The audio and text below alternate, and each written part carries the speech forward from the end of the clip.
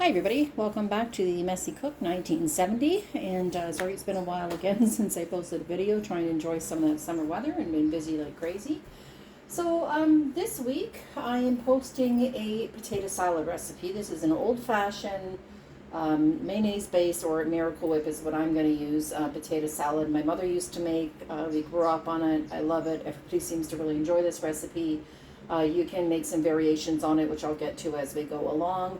So ingredients for this recipe, I have a great big pot of potatoes here, which I'm going to chop and boil into bite-sized pieces. I have boiled about 8 eggs, and you can see how to how to boil the perfect boiled egg on one of my previous videos, so you can check that out. I have about 6 stalks, 6 stalks of green onion. If you don't like green onion or regular onion, you can use chives if you like something much milder. That works as well. Some people like to put dill in it. I don't. I use green onions. And 4 big stalks, which I've cut each of them in half, of some celery. And then, like I said, we're going to use Miracle Whip here. I'm going to use some plain orange mustard or yellow mustard. French's probably. I think that's what I have. A little bit of green relish and some salt and pepper, a bit of paprika. And that's basically it. So what I'm going to do is I'm going to chop all these veggies up here. Just going to slide these to the side. We just want them in small pieces when you do your onions, your green onions, or scallions as some people like to call them. Just be sure you trim off any yucky ends. And the white part, you can keep the majority of the white part, just trim off the little end with the roots on it. You don't want that. Give them a really good thorough wash. And we're just going to chop these into small pieces. You don't want them huge or anything because nobody wants a big bite of onion.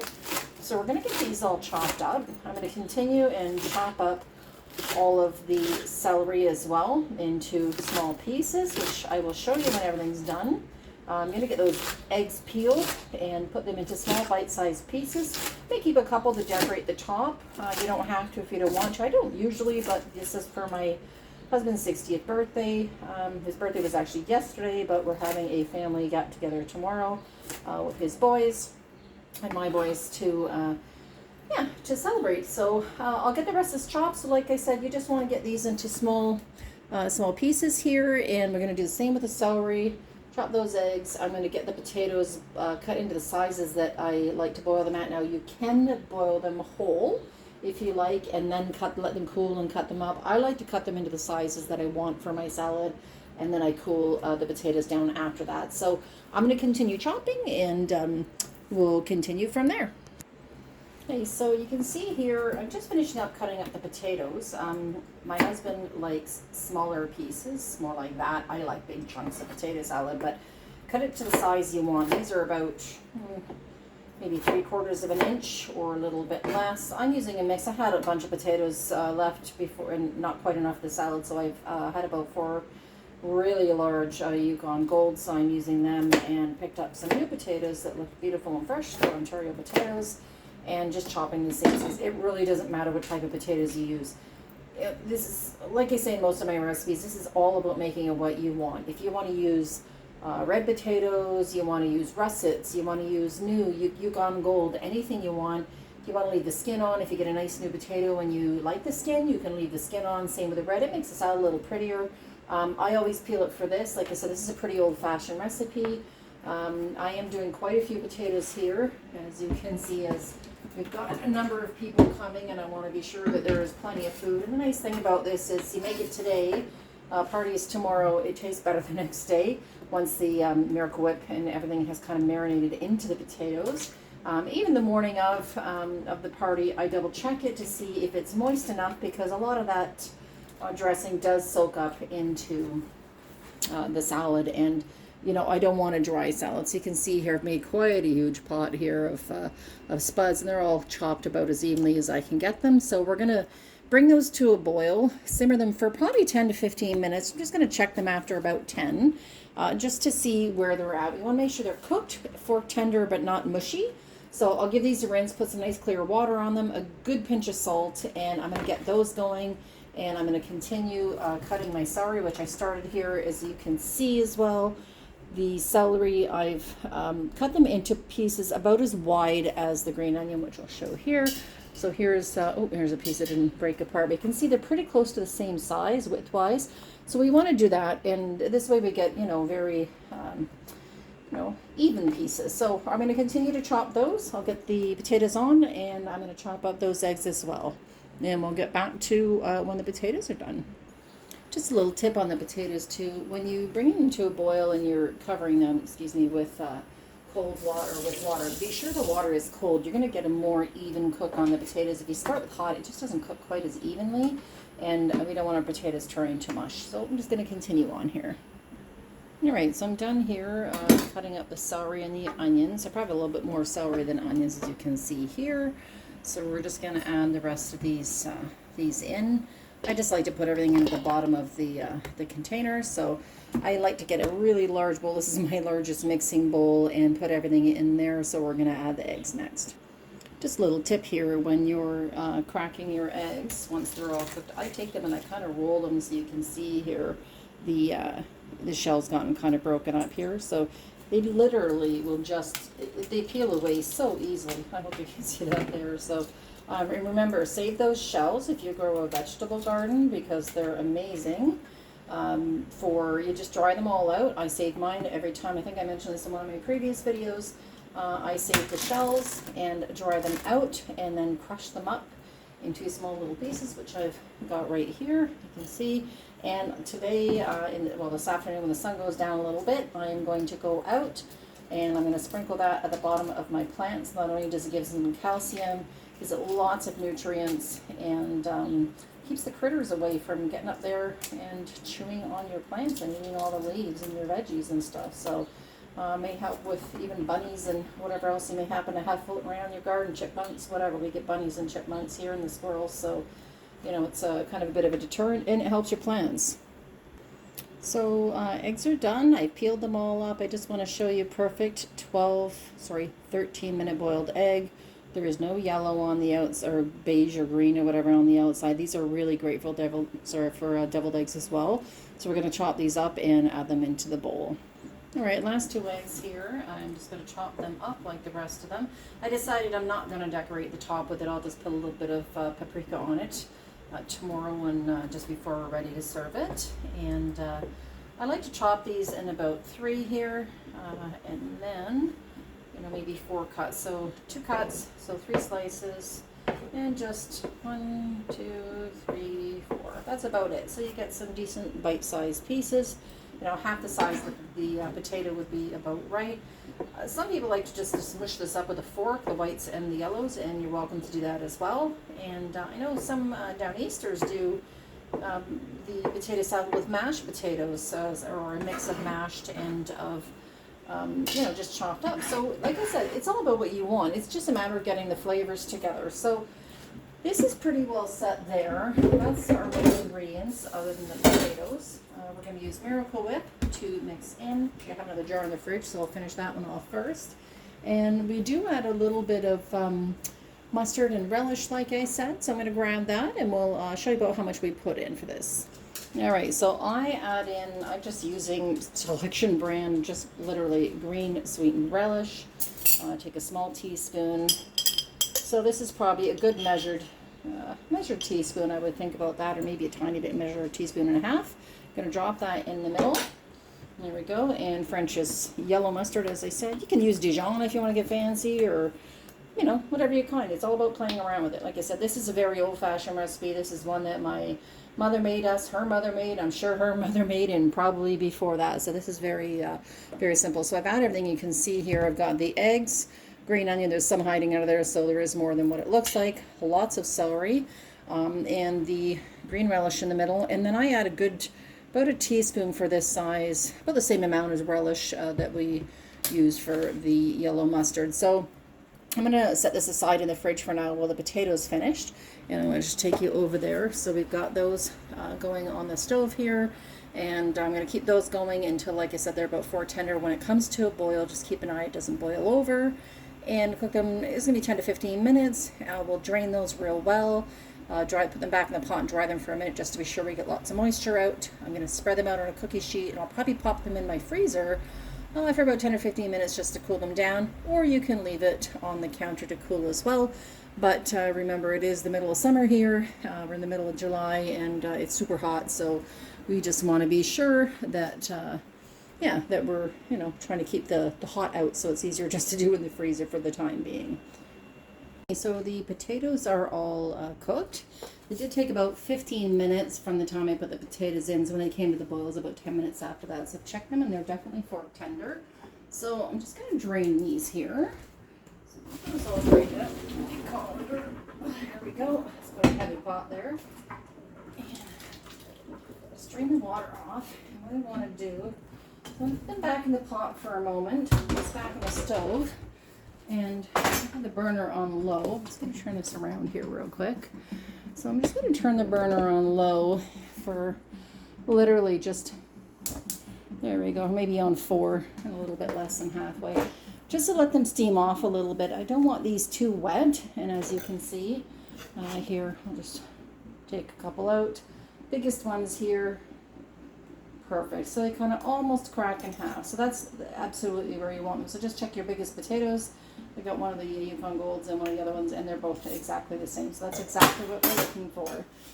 So we'll let this steam for about 30 seconds or so, just to get that excess moisture off the potatoes, because we don't want a wet potato salad. We want a moist potato salad, but that's moisture from the dressing and whatnot that we're going to put in there.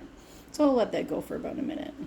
All right, so I've let those steam for a couple of minutes just to get the rest of that moisture off. It's not too wet still. And we're going to take these, and I'm going to spread them on a large cookie sheet. Just kind of even them out a little bit there. I do have a few spuds stuck in the bottom, so I will just use a fork here. So let's use the fork. The last couple out.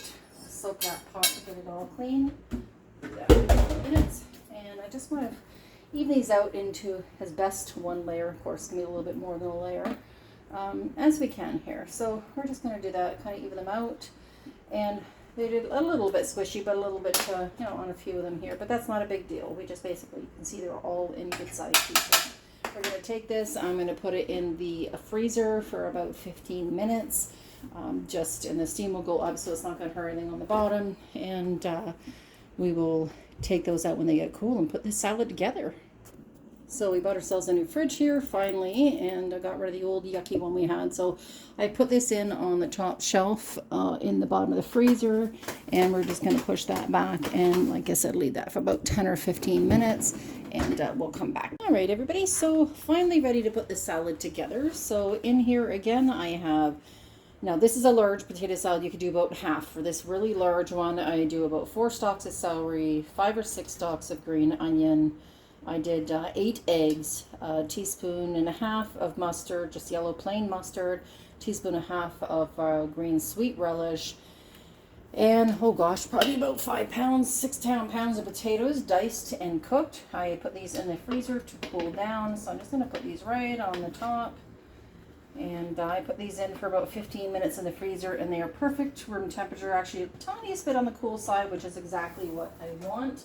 And now we're going to add in some salt and pepper. I like to season it right on the potatoes. So you can see we got a big bowl here. I'm going to take probably a half a teaspoon of salt, sprinkle that around.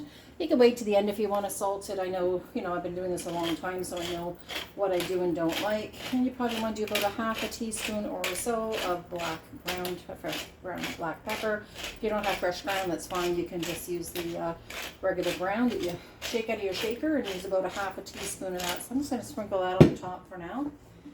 Mayonnaise, I don't know, 2 cups maybe. I do have a printed recipe which I will pull out, and it will give you an idea. So we're just gonna, like I said, I use Miracle Whip. If you prefer mayonnaise, that's fine. It doesn't have that tangy zing that we really like for the Miracle Whip. So I'm just gonna get this mixed in. I'll be honest, usually I do this with my hands. I'm just gonna stir this in here with a nice wooden spoon and get it mixed around. You want to get everything up from the bottom.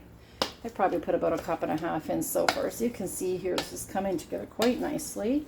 If you want to mix it with your hands, just make sure your hands are clean. Take your rings off, because it'll all get caked in your rings. Don't want that. So we're going to keep stirring this around. Looks like I'm going to need some more Miracle Whip, so I'm going to put some more in there. Alright, so I got another wooden spoon here, so I don't want to dip that same one back in case I don't use this whole container.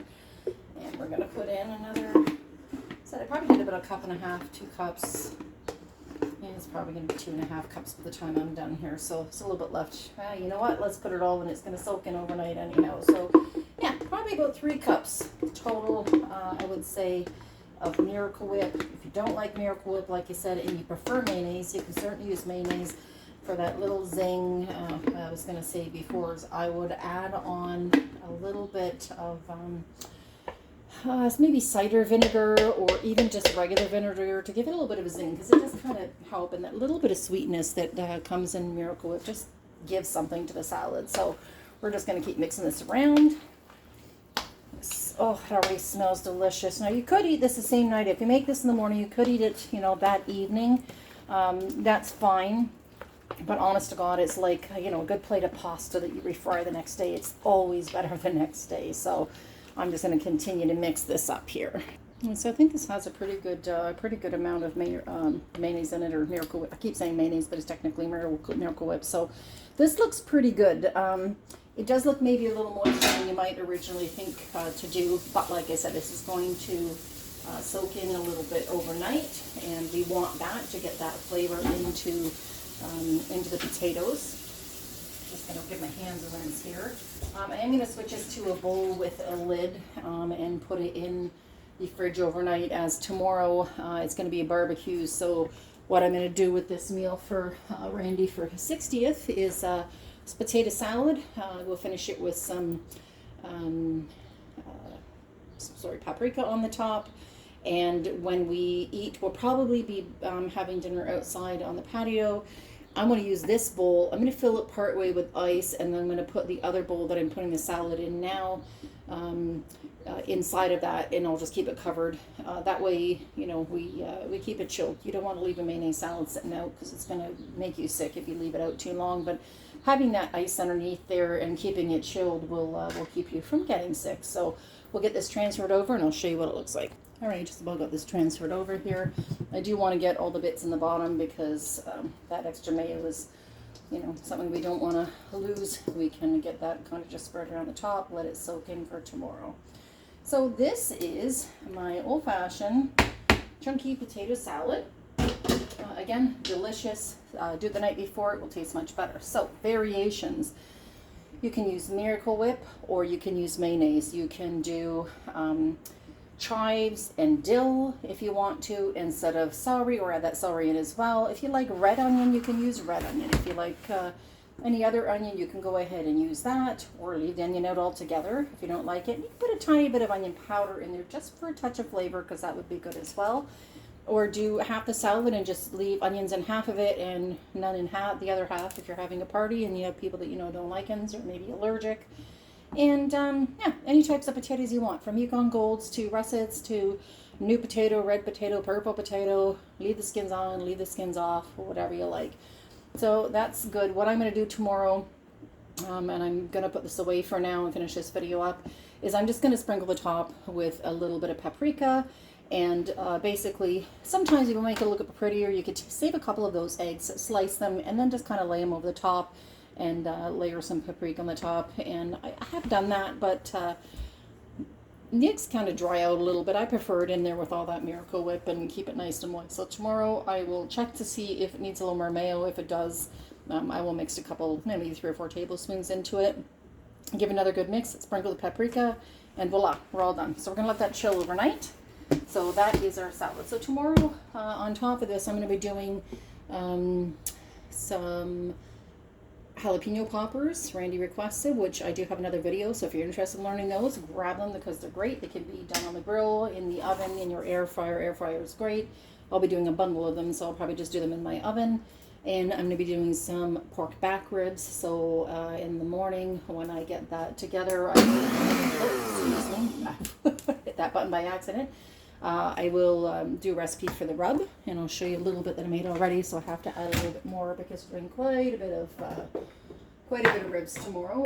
And I'll show you the rub that I do and what my process is. So this here is my barbecue rub. It's got a little bit of everything in it. So I will, I'll go over that tomorrow with you. And hopefully get a video posted of these lovely, delicious ribs. So enjoy. Again, I hope you enjoyed this video. If you have any questions, please post. If you have any suggestions of some things you'd like to see me make, and if they're in my wheelhouse, absolutely be happy to do that for you.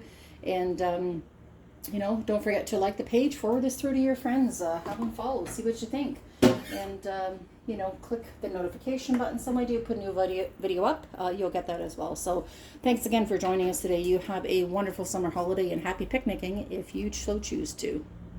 Okay, so here's the potato salad recipe. This again was my mother's. I'm gonna, well, turning sideways probably won't help. So as you can see here, it says cooked potatoes. So like I said, probably a couple pounds at least. Chopped green onion as much as you like.